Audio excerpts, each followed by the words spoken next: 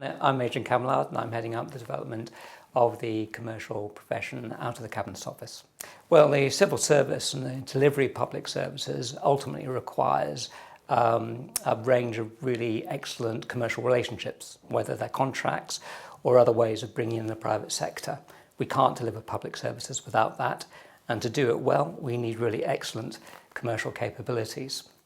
I think there's been a recognition that the government hasn't handled these relationships very well all the time. In fact, there have been quite a few studies, PAC committees and NEO reports which demonstrates that we don't have enough capability, we don't have enough capacity, and this has been recognised right at the top of the civil service. So what we're undertaking now is a real focused effort to improve our capability and our capacity and to professionalise the commercial function. If you were developing a career in the civil service up until now, the primary focus has been on policy making. And that's very important, don't get me wrong.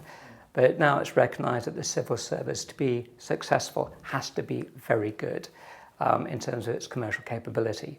And that means roles will recognise its importance and the training to support those roles will recognise that.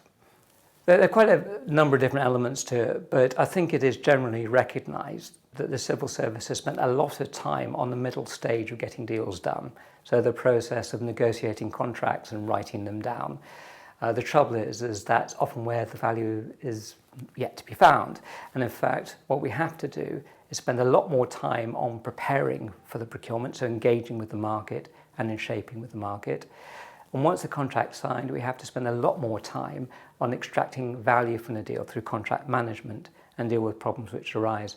So there'll be a lot more emphasis on on the broader part of the life cycle, as well as the part where the civil service has traditionally spent its time. See, ultimately, any business relationship is anchored in a contract, but that is the piece of paper. And in fact, you'll find the paper more often than not stays in the drawer once the deal is done.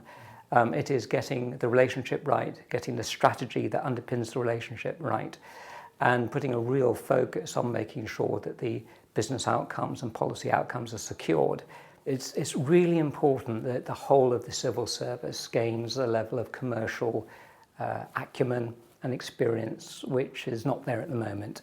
So for the commercial function to be effective and for policymakers to see their policies actually have the desired effect, they need to understand the commercial imperative that underpins the way that contractors will provide services. They need to understand how markets work. They need to understand how plausible it is that their policies will actually be operable in the way that the market's likely to work. So that level of understanding should be a cornerstone in future of the way any policymaker goes about his or her job.